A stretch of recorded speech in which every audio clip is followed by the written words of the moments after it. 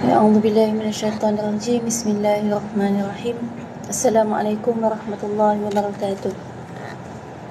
Alhamdulillah, alhamdulillahi rabbil alamin wa bihi nasta'in wa afdhalus salat wa atamut taslim ala sayyidina wa habibina wa syafi'ina wa dhufrina wa maulana Muhammad.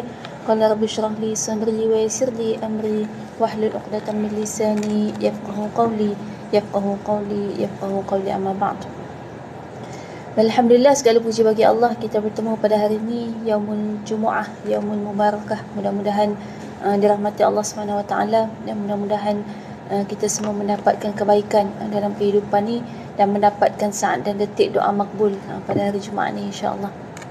Amin ya rabbal alamin. Baik, kita sambung perbincangan tafsir kita, tadabbur Al-Quran, dan kita telah mulakan hari itu dengan surah An-Nas, kemudian diikuti dengan surah Al-Falaq, dan hari ini kita sambung dengan surah Al-Ikhlas. Jadi surah Al-Ikhlas yang kita bincangkan hari ini, surah dia pendek saja dan saya percaya tak ada orang tak hafal. Siapa tak hafal tu memang nak kena lah, maknanya dia memang apa pun tak erti pada Quran. Biasanya Al-Ikhlas memang orang hafal, maknanya kalau dalam solat tu, kalau surah baca surah, nak suruh baca surah tu Al-Ikhlas tu confirm ada kan. Dan sila hari bulan Al-Ikhlas tu lah 5 waktu sehari kali dengan 7 hari seminggu kali dengan seumur hidup kan, tak bertukar-tukar.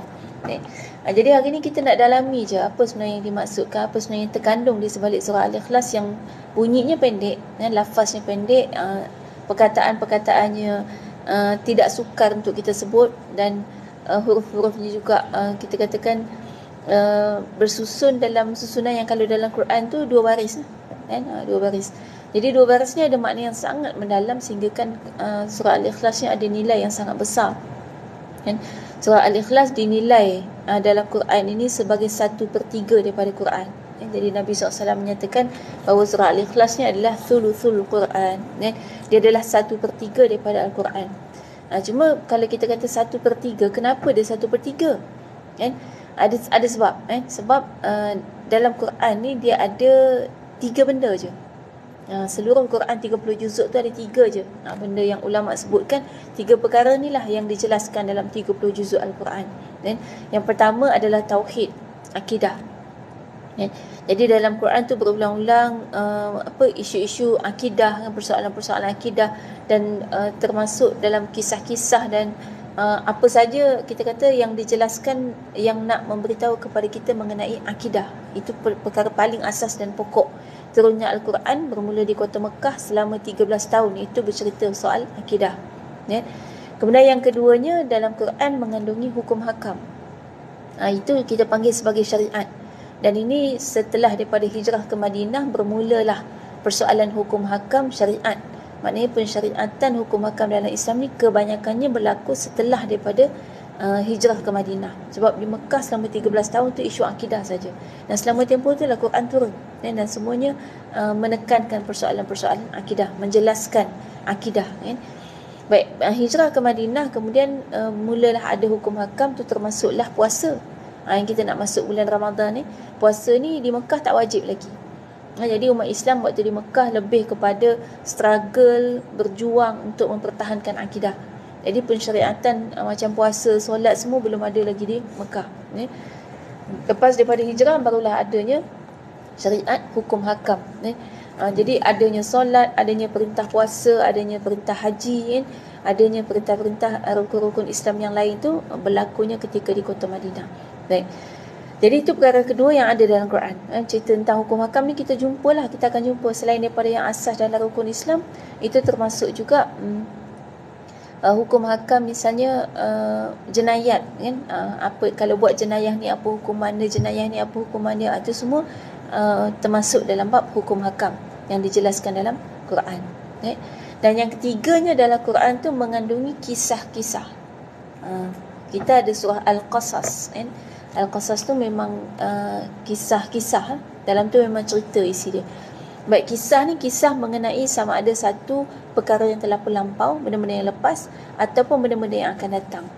Itu maknanya kisah-kisah yang terdapat dalam Quran. Kisah yang lampau ni contohnya cerita Nabi Musa, Nabi Adam, Nabi Nuh, Nabi Idris, cerita Nabi Raja Zulkarnain kan, cerita Nabi Khidir, cerita Nabi-Nabi yang sebelum daripada Nabi Muhammad SAW, termasuk Nabi Isa, Nabi Musa, Nabi kesemua Nabi yang disebutkan, cerita Nabi Yusuf yang kita tahu kan, Nabi Yunus kan, semua tu ada dalam Quran.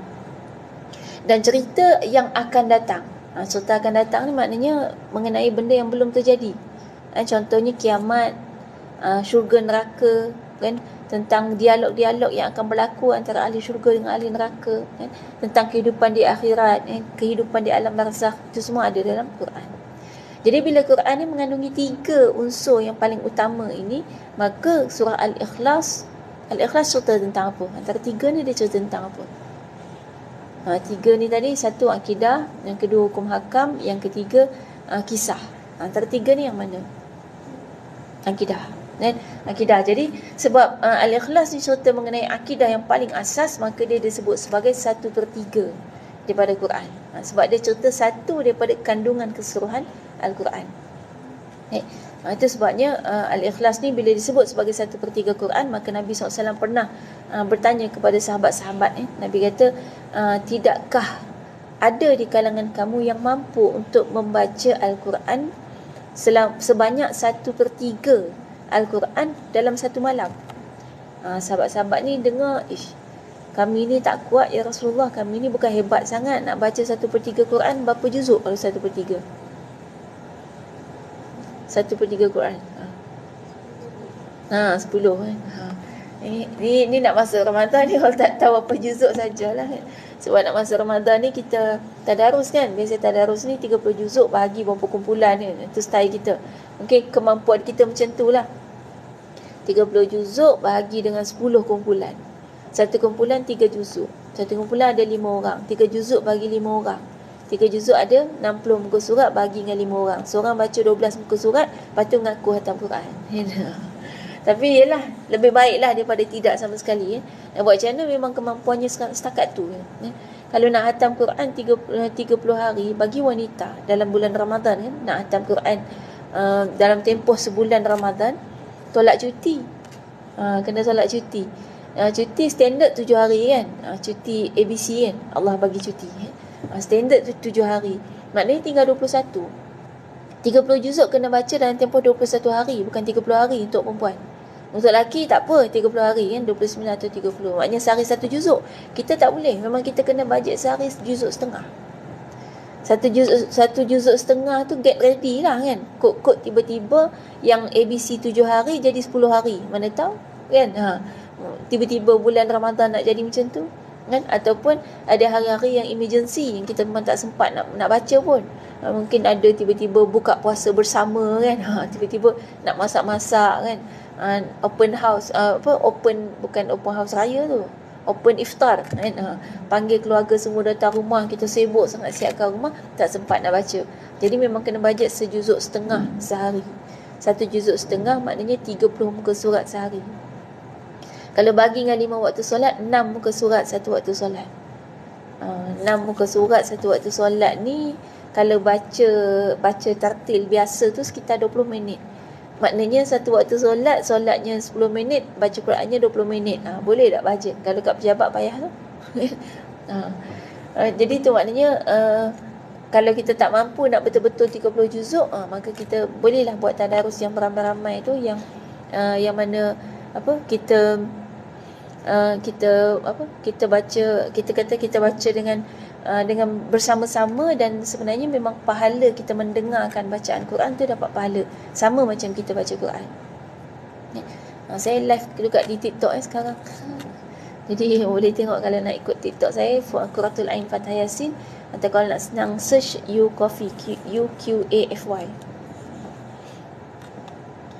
Ada yang tegur tapi tak masuk tajuk tu. Tak apa, saya tak baca.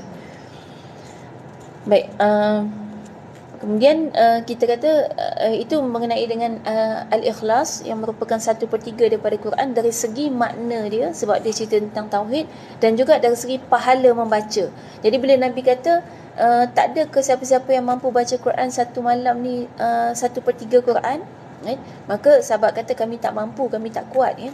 Maka Nabi kata bacalah Al-Ikhlas, sesungguhnya ia bersamaan dengan thuluthul Quran. Jadi adakah bermakna baca kulhu je dah tak payah baca dah Quran? Oh, kalau gitu khatam banyak kali kita bulan Ramadan ni. Tiap-tiap hari boleh khatam tak? Kan? Sehari baca 3 kali, kan? 3 kali Al-Ikhlas dapat 30 juzuk. Kan? Contoh kat orang, aku khatam Quran bulan Ramadan tahun ni 30 hari Ramadan, 30 kali khatam Quran. Wah, ni nak minta tips ni, kan? Sekali bagi tips, baca je 3 kali kulhu, kan? Ada, dia dari segi pahala ya. Yang Nabi maksudkan ialah dari segi pahala sama, kan? Kita dapat pahala bersamaan dengan kita menghatamkan Quran kalau kita baca 3 kali surah Al-Ikhlas. Tapi dari segi makna dia tak sama. Maknanya dari segi erti kita menghatamkan Quran, kita tak dinamakan khatam Quran. Kita tetap juga kena baca Quran yang betul-betul daripada juzuk pertama sampai akhir, barulah dikatakan sebagai khatam. Baik, jadi surah Al-Ikhlas ni ada banyak kelebihan ni, yang ada satu kisah, ada satu kelompok sahabat yang keluar ditugaskan dengan satu tugas tertentu, dan salah seorang daripada mereka ni jadi imam. Waktu dia jadi imam, setiap kali solat dan setiap rakaat dia baca Al-Ikhlas. Sampailah sahabat-sahabat ni rasa macam ni apa ni, kulhu kan. Kulhu manjang gitu. Akhirnya balik jumpa Nabi, dah selesai tugas tu, balik jumpa Nabi.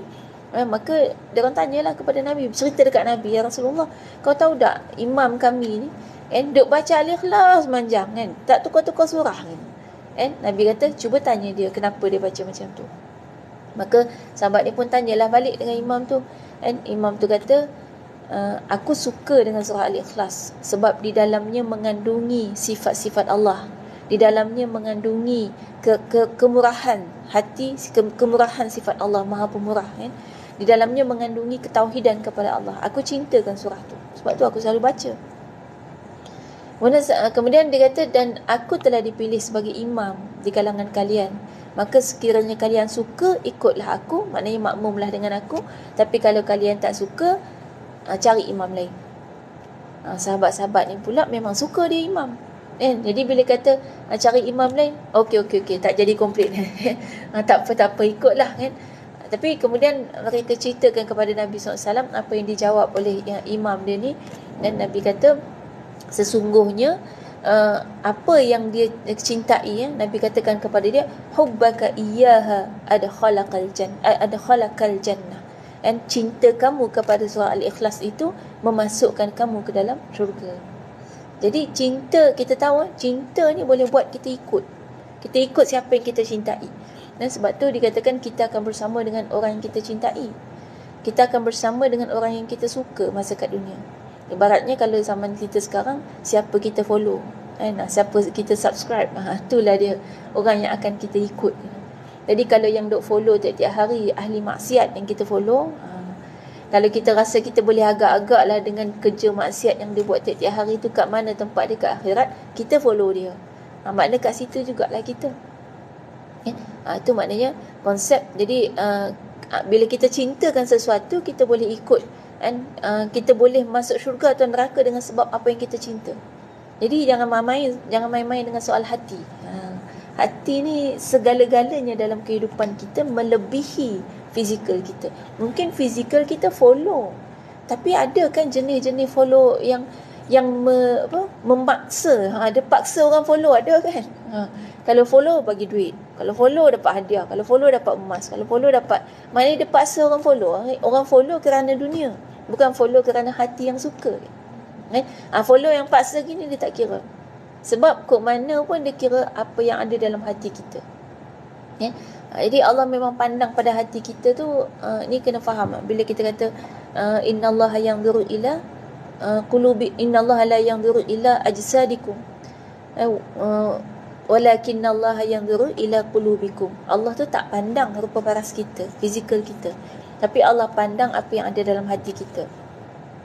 Ni kadang-kadang kita buat hujah tak.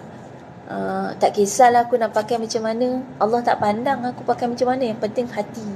Yang penting hati baik, Baik, ni macam mana nak jawab ni, Yang penting hati baik. Baik, perlu difahami yang dimaksudkan dengan Allah pandang hati itu adalah keadaan hati kita ketika kita melakukan sesuatu. Jadi misal kata hari ni datang kuliah tengah duduk elok je semua kan. Sopan je kan duduk kan. Allah tak pandang kita duduk tak duduk ni. Bukan itu yang utama. Okey, nombor satu kita datang. Okey, yang tu dah satu kelebihan. Tapi kemudian yang akan membezakan antara seorang dengan seorang kita ni, pahala kita ni, yang akan membezakan kedudukan kita di sisi Allah, walaupun sama-sama datang pengajian, yang akan bezakan adalah hati kita. Jadi kalau datang sebab terpaksa, pahalanya tak sama dengan yang datang sebab memang nak cari ilmu. Yang datang nak cari ilmu tak sama pahalanya dengan yang datang sebab tak tahu nak buat apa. Kan? Masa lapang, dan tak tahu nak buat apa, makan puas dah kan. Zuhur dak lagi, kita duduk je lah dengar dulu. Itu lain pahala dia. Kan? Tak sama dengan orang yang betul-betul nak dapatkan ilmu, betul-betul ikhlas. Memang lillahi ta'ala untuk kita menuntut ilmu, memahami kalam Allah. Apalagi kita bincang tentang tadabbur. Itu yang kata Allah pandang hati. Tapi kalau awal-awal perbuatan dah maksiat, tak kira hati dah. Awal-awal dah kena reject. Jadi kalau awal-awal misalnya dah tak tutup aurat, dia bukan kira Allah pandang hati dah. Dah tak tutup aurat, awal-awal lagi dah kena tolak dah. Lepas tu kalau katalah perbuatan kita betul, baik, lepas tu barulah Allah pandang kepada hati, keadaan hati kita. Kan? Jadi keadaan hati ketika melakukan ibadah tu. Sama dengan solat misalnya. Solat sama-sama solat, tapi keadaan hati kita masa kita solat.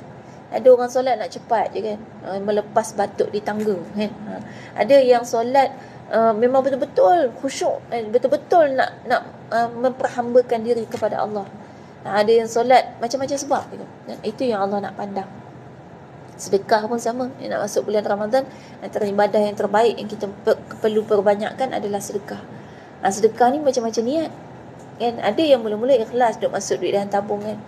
Tapi setelah 10 hari puasa, duk masuk duit dalam tabung, tak ada siapa nampak. Siap ada orang datang lagi cakap dengan kita, awak hang ni kedekut sangat. Aku tak pernah nampak lah hang sedekah. Siapa kedekut sangat? Rasa-rasa nak cakap lah. Tiap-tiap hari masuk duit dalam tabung, tak ada siapa nampak. Ni yang mulai besok aku akan pastikan semua orang nampak aku masuk duit dalam tabung. Caranya selfie. Supaya orang tahu. Itu yang kata sedekah benda sama kan. Sedekah, tapi hati kita, keadaan hati kita kan. Waktu kita ikhlas, pahalanya lebih besar. Waktu kita mula merasa tak ada siapa tahu, orang pula siap kata kita kedekut, kita sakit hati, maknanya hilang keikhlasan tu, dah lain lagi pahala dia. Itu maksud dia dalam konteks hati, keadaan hati kita. Jadi sahabat tadi yang jadi imam tu sebenarnya ini bukan dalil untuk kita setiap kali solat baca al-ikhlas lah. Setiap kali solat kulhu kan. Lepas tu anak pun komplain, mak apa mak semayang je kulhu, mak tak apa surah lain ke? Kita pun jawab lah, baru belajar kan. Kita pun jawab, sesungguhnya mak mencintai surah al-ikhlas. Jadi dalil. Tak, sahabat tadi dia bukan baca al-ikhlas saja nah. Dia baca dengan surah lain. Jadi al-ikhlas tu ada riwayat yang kata dia dahulukan al-ikhlas, lepas tu sambung surah lain. Ada yang kata baca surah lain dulu kemudian diikuti dengan al-ikhlas. Yang penting dia nak baca juga al-ikhlas. Baik, ayat ini menunjukkan, kita kata kisah-kisah ni menunjukkan kelebihan surah al-ikhlas. Dan kita tengok mengenai dengan surah al-ikhlas ni yang sebenarnya ada sebab nuzul dia. Kenapa tiba-tiba turun cerita tentang ketauhidan ni kan, al-ikhlas ni. Jadi cerita dia masa kat kota Mekah. Masa tu kat Mekah kan, kat Mekah ni memang istilahnya isu akidah kan. Jadi orang musyrikin Mekah jumpa dengan Nabi. Dia tanya Nabi, ya Rasulullah, ya Muhammad, dia panggil ya Muhammad, unsubu rabbuka, cerita kat aku tentang nasab Tuhan kamu. Nasab tau, nasab, keturunan.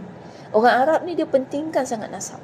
Sebab tu orang Arab dia ada bani tu, ada Bani Hashim, Bani Abdul Muttalib, bani tu. Bani ni maknanya anak-anak keturunan. Kenapa dia perlu ada bani tu? Sebab dia sangat melihat kepada keturunan. Jadi kalau keturunan tu keturunan hamba saya lah dia sampai bila-bila. Kalau keturunan tu keturunan orang mulia, anak cucu keturunan dia semua akan dipandang mulia. Tu orang Arab. Kan? Dia sangat pentingkan keturunan. Kita tak ada dah bani ni apa sebenarnya kalau nak letak kan, macam mana cara nak letak dia. Nama ayah kita tu nama bani tu. Jadi ayah kita Abdullah, bani Abdullah. Ayah kita Hasan, bani Hasan. Tu kaedah dia. Kan? Jadi anak cucu keturunan kita akan jadi bani Hasan. Kalau nama ayah Hasan. Nama mak tak masuk tu. Dia memang nama ayah je. Sebab ada satu keluarga ni, bila kita letak bani, nama ayah lah kan, bani sekian-sekian. Ada anak yang sayang mak tu, dia letak juga bani ayah dan mak. Nak letak juga nama mak. Katalah nama ayah dia Ahmad, nama mak dia Siti. Dia letaklah bani Ahmad dan Siti. Dia bukan gitu. Nama mak memang tak masuk. Dia automatik orang akan faham tu anak mak lah. Jadi tu kaedah bani. Kalau nak letak boleh lah nama keluarga kita. Kan selalu orang kalau letak gelaran kan, kalau ayah dia letaklah Abu Ahmad. Kan kalau mak dia letak Ummu Jamilah, kan, Ummu Hasanah, ikut nama anak perempuan kan.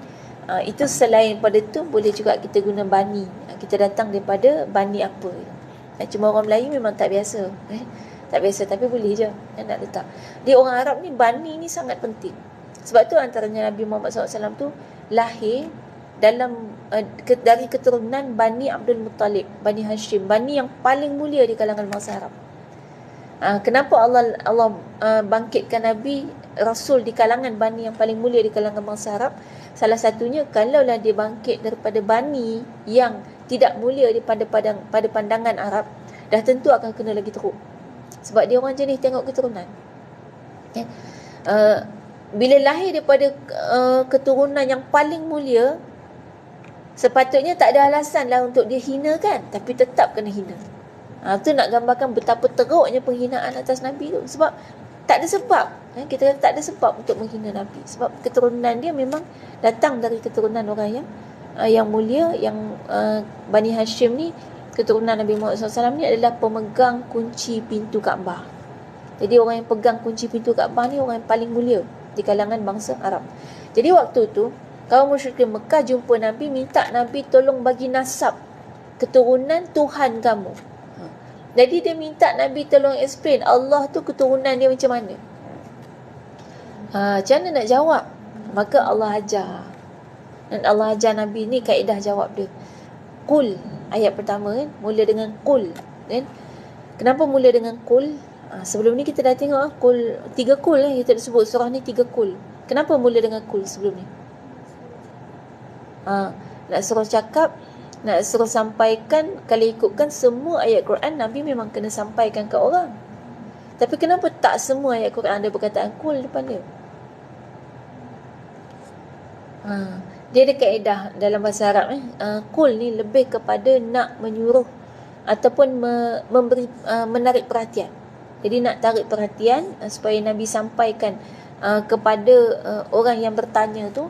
Dan satu lagi, Allah sedang mengajarkan kepada Nabi cara untuk menjawab.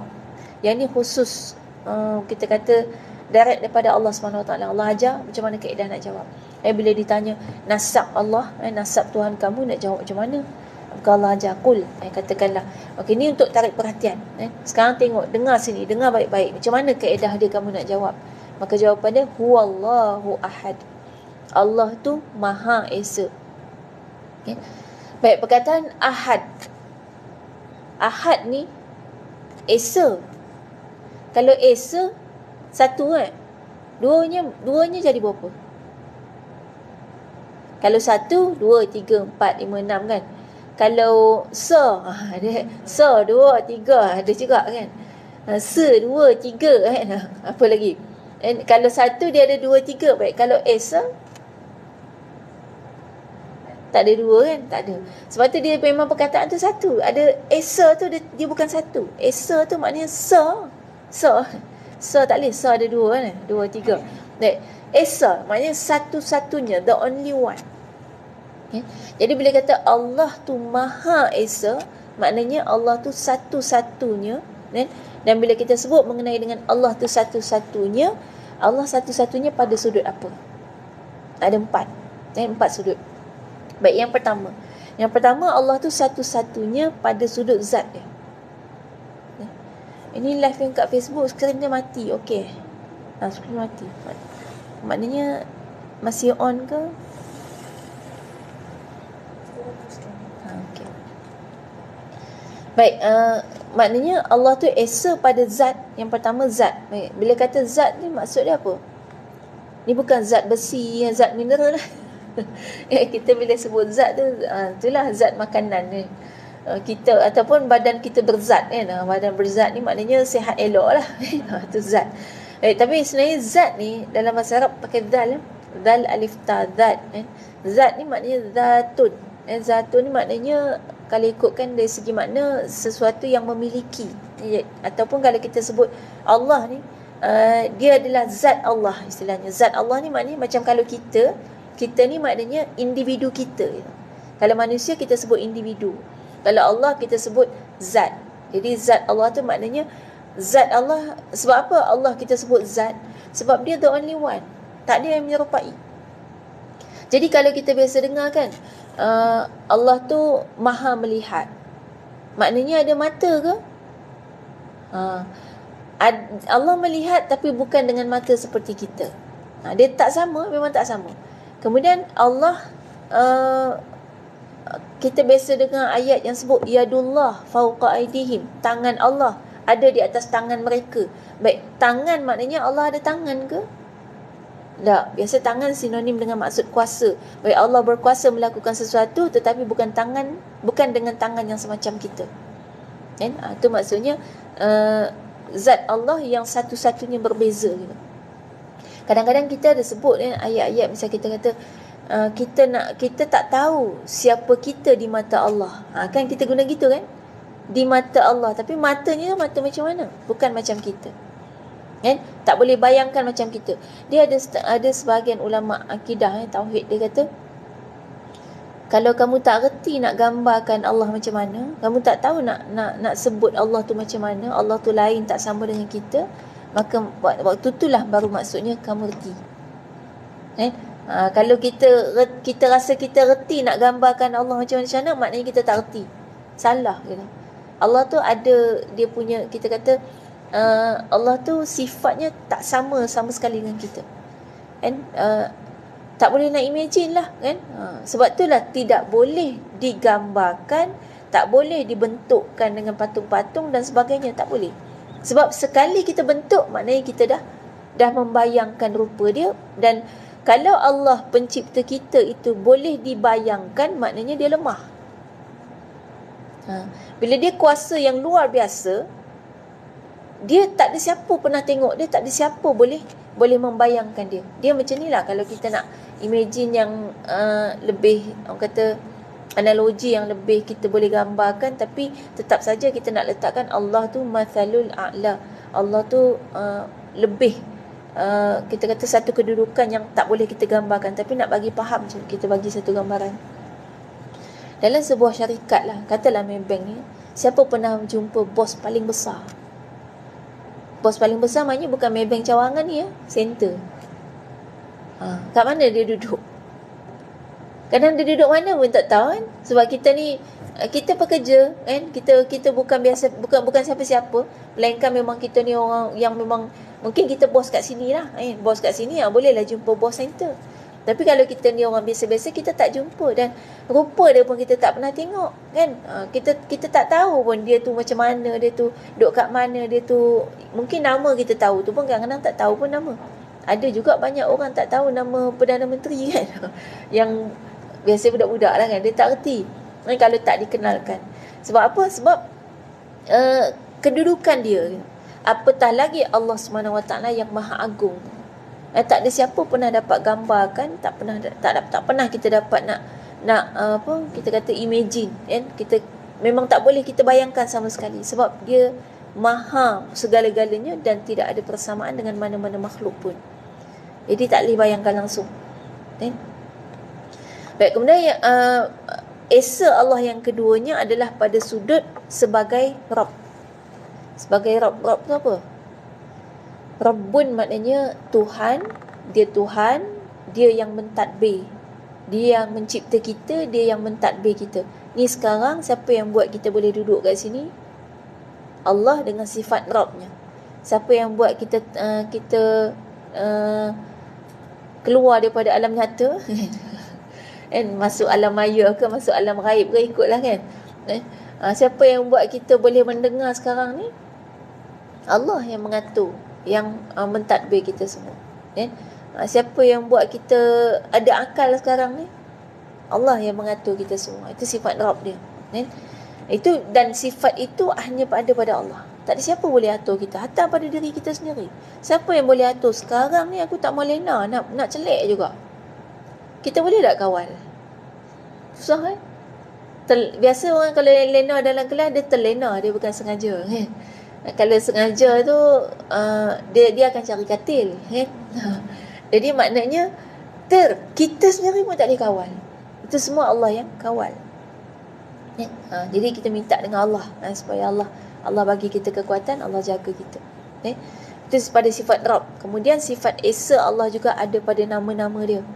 Nama-nama Allah ni tak ada persamaan dengan mana-mana makhluk pun. Sebab itu setiap nama Allah tu, misalnya kita ambil nama Rahim, kan, Azim, dan Ghafur. Kenapa sebutan dia tu ada Ghafur, ada panjang tu maksudnya Maha. Jadi kalau Allah tu, kalau manusia kita sebut pemaaf, kalau Allah Maha Pemaaf, Maha Pengampun, Maha Pengasih, Maha Perkasa.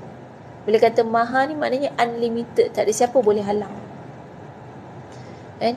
Kalau Allah nak suruh jadi. Kan? Kalau Allah nak suruh kita sihat lah, walau apa pun sebab dia. Walaupun ada banyak kan kes orang kanser, kan doktor dah kata nak mati dah, tak lama dah, tiba-tiba sihat. Doktor pun terkejut. Sebab apa? Sebab Allah kata dia sihat-sihat lah. Jadi ada banyak kejadian-kejadian yang atas muka bumi ni yang kadang-kadang tak dapat diterima akal, tetapi Allah kata jadilah. Baik, dan Allah juga esa pada sifatnya yang paling berhak disembah. Bab disembah ni sebenarnya bukan hanya Islam yang sembah Allah. Agama lain banyak yang sembah Allah. Kalau ditanya kepada kaum musyrik Mekah, dia pun jawab kami sembah Allah. Cuma ada satu dialog antara Nabi SAW dengan seorang kaum orang musyrik Mekah ni. Dia tanya, sekarang ni ada berapa Tuhan yang kamu sembah? Dia jawab, sekarang aku sembah 7 Tuhan. Kat mana Tuhan kamu? Dia jawab, ada 6 di bumi, 1 di langit. Tapi kemudian Nabi tanya, kalau kamu dalam keadaan terdesak sangat-sangat, no choice, tengah duk masalah besar sangat, tak tahu dah nak buat apa, kamu cari Tuhan yang mana satu antara 7? Dia kata, aku cari yang satu yang ada kat langit. Siapa Tuhan yang satu tu? Allah.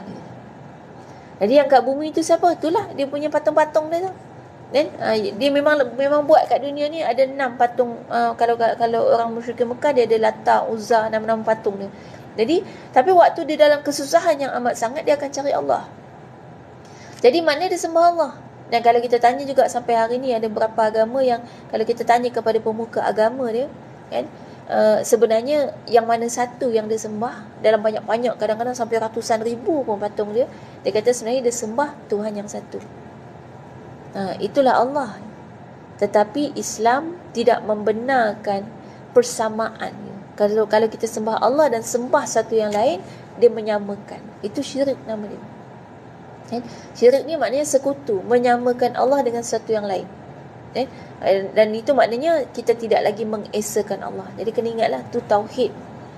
Sembah benda lain ni gini, untuk kita kan sekarang kan, yang namanya sembah benda lain, dia bukan mesti kita ambil satu benda depan kita pun gitu-gitu dah, kan?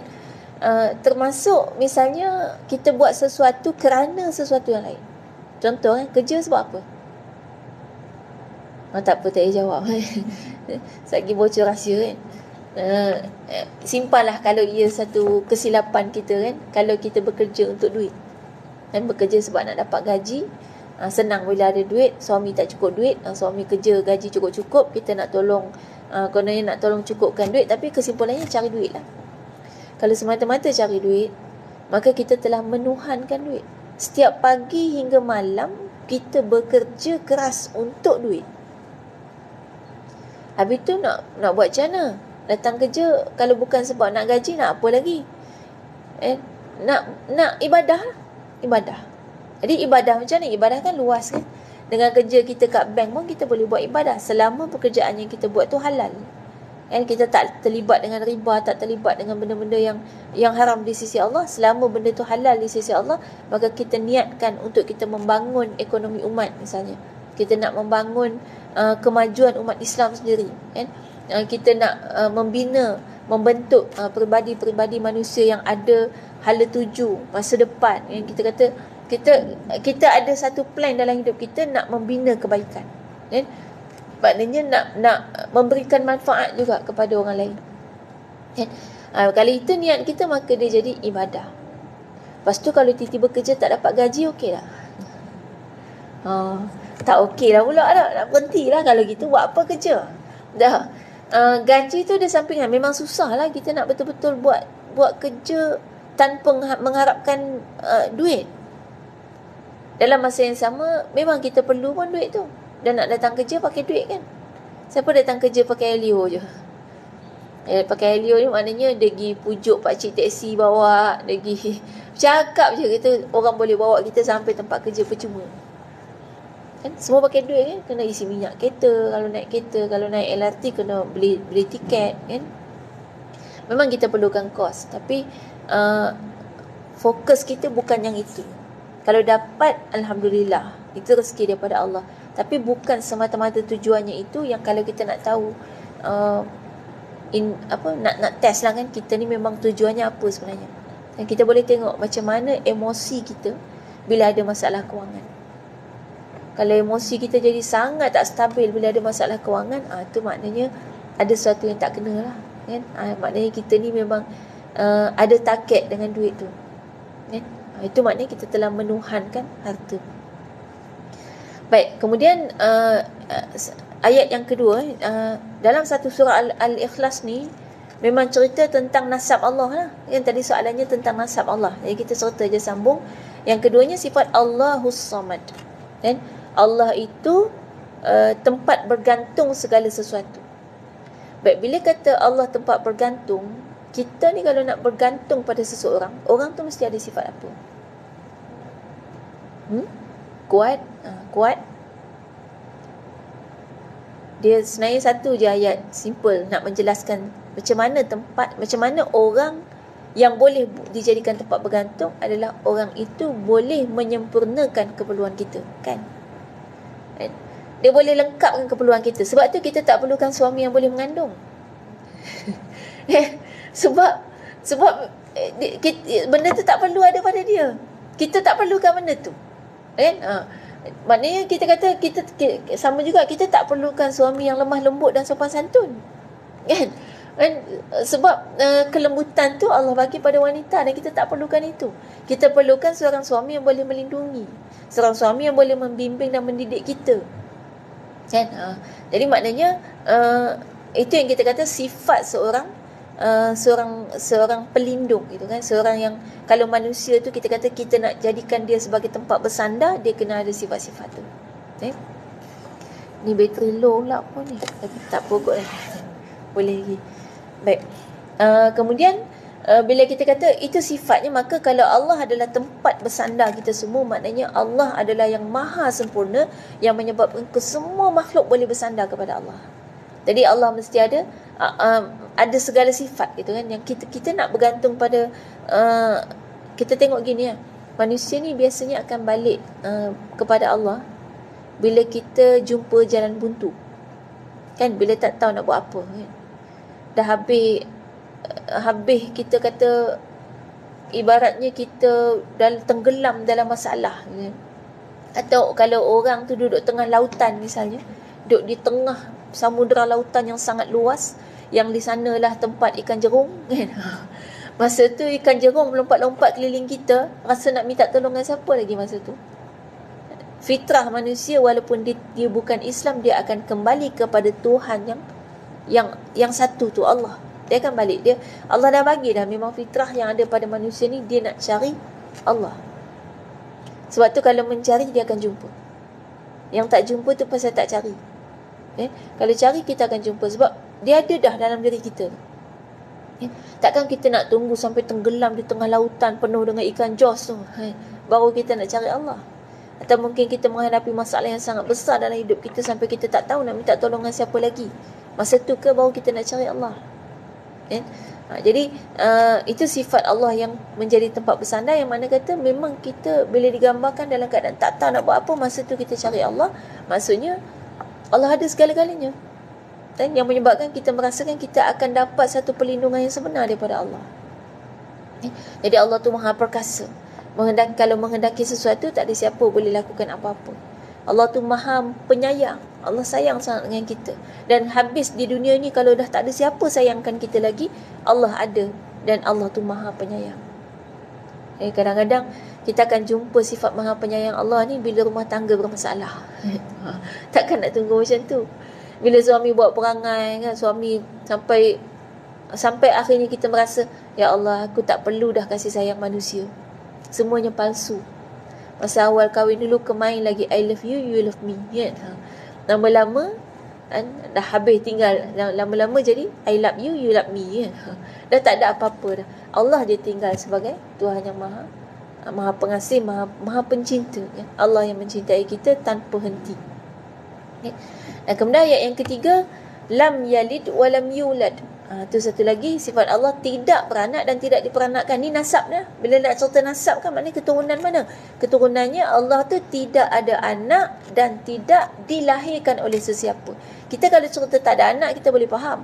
Sebab manusia pun banyak yang tak ada anak. Tapi bila cerita tidak diperanakkan, maknanya tidak dilahirkan oleh sesiapa, itu Allah sahaja. Sebab kita kata ada je manusia yang tak dilahirkan oleh sesiapa, Nabi Adam.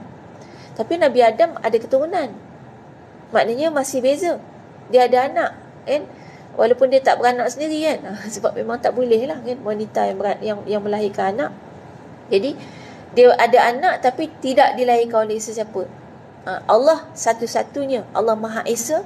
Dari sudut Allah tidak Allah bukan anak siapa-siapa, tak ada mak, tak ada ayah. Ini sebenarnya merujuk kepada sifat As-Samad juga. Maknanya Allah tu tidak memerlukan sesiapa. Orang kalau ada mak bapak, maknanya dia perlu mak bapak, kan? Walaupun kita kata aku tak perlu mak ayah aku buang aku sejak zaman kecil lagi. Tak, kita perlu mak kita. Kalau tak ada mak kita, maknanya kita tak lahir. Sebab mak kita yang melahirkan kita. Maknanya kita tetap perlu kepada seseorang. Tapi nak bagi tahu Allah tu tempat bersandar yang Allah sendiri tidak perlu kepada sesiapa. Buktinya Allah tidak ada mak ayah, dan Allah juga tak perlu kepada anak keturunan. Manusia ni pasal apa nak anak keturunan? Pasal apa nak anak? Yang difikirkan keturunan, kan? Kalau katalah hidup kita ni kaya raya semua ada, tak ada anak, kita rasa nanti siapalah nak mewarisi harta kita. Tak nak lah harta ni lepas ke adik-beradik kita lah, lepas ke sepupu-sepapak kita, ke orang yang kita tak suka, kita tak nak. Kalau boleh nak bagi ke anak juga. Kalau ada anak angkat, nak bagi ke anak angkat juga. Maknanya apa? Kita perlu kepada keturunan. Sebenarnya kalau kita faham nilai ini, nilai kehidupan kat dunia ni, kita hanya perlu lalui apa yang Allah takdirkan, apa yang Allah tentukan. Tak perlu kecewa dengan apa yang kita tak miliki. Tak ada masalah. Kita tak akan ditanya di akhirat nanti mengenai apa yang Allah tak bagi pada kita. Misalnya ada orang yang memang tak berjodoh misalnya, kan? Allah tak akan tanya kenapa tak kahwin. Dah kita kata tak berjodoh, kan? Berapa kali tak jadilah gitu, kan? Tak boleh buat apa lah. Allah tak akan tanya. Cuma Allah tanya bagaimana kamu menjaga maruah diri kamu, kan? Dengan keadaan kamu begini, bagaimanakah cara kamu menjaga maruah diri? Yang itu je perbuatan kita yang Allah akan tanya. Kalau takdir ketetapan Allah, Allah tak akan tanya. Dan kemudian ditutup ayat tu dengan satu lagi sifat, walam yakullahu kufuwan ahad, kan? Dan tidak ada bagi Allah tu suatu pun yang serupa dengannya, kan? Yang maknanya sifat ini nak bagi tahu kepada kita bahawasanya Allah ni jangan disamakan dengan sesiapa pun. Jadi sebab tu kita hati-hati, ada beberapa ayat-ayat, perkataan-perkataan yang boleh bawa kita kepada syirik. Jadi contoh kadang-kadang ada kawan tolong kita, kan? Kawan tolong kita pun cakap dengan dia, Terima kasih muja awak ada. Kalau tak ada, tak tahu nak jadi apa. Itu syirik. Selalu kan ayat tu sebut. Ataupun kita ngantuk sangat, kawan kita picit-picit sampai kita terjaga kan. Kita berkata mengasihlah, kalau tak ada awak memang aku lena lah dari awal kelas sampai sudah. kita kata kalau tak ada dia gitu. Padahal Allah yang izinkan dia untuk sedar kata kita tidur. Dia pun tolong picit kita. Kan, dan Allah yang bagi kita jaga. Kan? Tapi kita sandarkan kepada dia. Ayat-ayat ini Dr. Yusuf Qaradawi sebutkan sebagai ini ayat-ayat yang bahaya, yang membawa kita kepada syirik. Jadi macam mana kaedah dia? Nak terima kasih dengan orang kan? Mungkin tayar kereta kita pancet tengah jalan. Tiba-tiba ada orang datang tolong. Kita kata terima kasih lah. Kalau tak ada awak tak tahulah saya nak kena balik pukul berapa ni. Kan? Kereta tak reti nak tukar tayar kereta. Perkataan tu kita tukar kepada kerana Allah kemudian kamu. Itu boleh. Jadi maknanya Alhamdulillah dengan pertolongan Allah, kemudian dengan bantuan kamu, maka dapatlah tayar kereta ni ditukar. Sebab tak boleh lah kita tiba-tiba nak harapkan mukjizat gitu kan. Tiba-tiba ting tayar bertukar baru, tak boleh. Dan memang kena ada manusia tolong.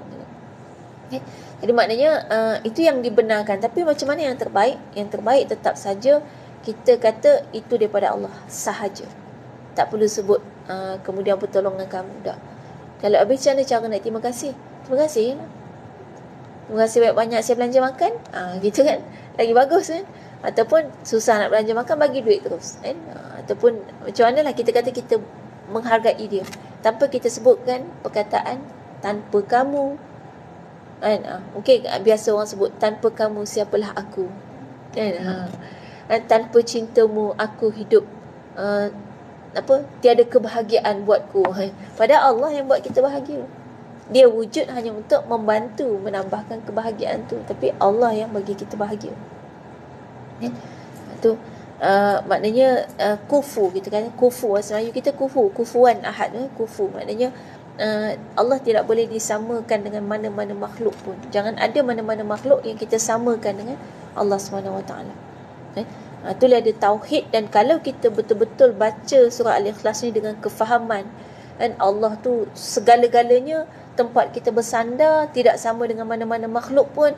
Allah tu sifatnya tunggal kan, zatnya tidak ada persamaan dengan mana-mana makhluk pun. Kita kata kalau nak minta tolong, nak bersandar, kita kata nak harapkan apa pun semua dengan Allah. Kalau kita betul-betul faham ni, kita akan dapat akidah yang benar. Dan insya-Allah hidup kita sangat tenang. Kita ni gelisah dalam hidup kat dunia ni sebab kita masih menyandarkan segala kekuatan kepada manusia. Kita menyandarkan harapan kepada manusia. Kita menyandarkan benda-benda yang kita nak dalam kehidupan dunia ni masih lagi kepada makhluk. Itu sebab kita gelisah. Dan kita menyandarkan kebahagiaan kita kepada banyaknya harta kan. Orang selalu anggap gitu kan. Kalau kaya bahagia. Itu yang jadi gelisah, tak kaya-kaya kan. Sebab kita rasa kaya baru bahagia. Padahal kita tahu banyak orang kaya bunuh diri. Ada kan bos kereta jenama satu kereta tu kan, kita tak sebut lah kan, bukan orang Malaysia lah kan, dia bunuh diri lah sekali. Padahal dia adalah owner kepada satu jenama kenderaan yang dikenali dunia. Maknanya orang yang sangat kaya akhirnya bunuh diri. Maknanya kebahagiaan bukan terletak pada harta. Dan di Jepun sana, negara yang kita boleh kata rata-ratanya rakyat penduduknya, mungkin kalau tak kaya pun mereka bukan orang yang miskin sebuah kekurangan yang sampai minta-minta sedekah, tak. Tapi banyak bunuh diri. Bahkan negara miskin pula tak bunuh diri. India kan, India tak masuk rekod pun negara yang banyak rakyat dia bunuh diri, tak. Padahal dia miskin, dia bahagia je kan. Makan entah macam-macam, dia makan je apa yang ada kan. Kalau orang suka tengok cara orang India masak ni, kita tahulah kan. India yang dekat negara India tu, tapi dia bahagia je kan. Itu maknanya kita kata bila kita menyandarkan sesuatu kepada dunia ni, kepada sesuatu makhluk gitu, maka kita akan sangat kecewa. Allah adalah tempat kita bersandar. Nak minta apa pun, minta lah dengan Allah. Rasa nak minta bonus gaji kan, minta dengan Allah. Tapi jangan harap tiba-tiba bangun tidur duit bawah bantal. Dah kan, memang dia datang juga melalui bonus kita, melalui bos kita. Tapi Allah yang bagi. Dan kalau dapat, bersyukur hanya pada Allah. Baik, insyaAllah sampai sekadar tu surah Al-Ikhlas. Mudah-mudahan Allah bagi kepada kita ikhlas. Ikhlas ni maksudnya lepas. Lepas. Jadi mudah-mudahan Allah bagi kepada kita hati yang lepas daripada segala kehendak-kehendak dunia, dan hati yang lepas daripada sebarang ikatan-ikatan kepada makhluk. Kita hanya bergantung kepada Allah Subhanahu Wa Taala. Wallahu a'lam. Aqulu qouli hadza wa astaghfirullah li wa lakum. Wassalamualaikum warahmatullahi wabarakatuh. Kita tutup dengan tasbih kafarah dan suratul As.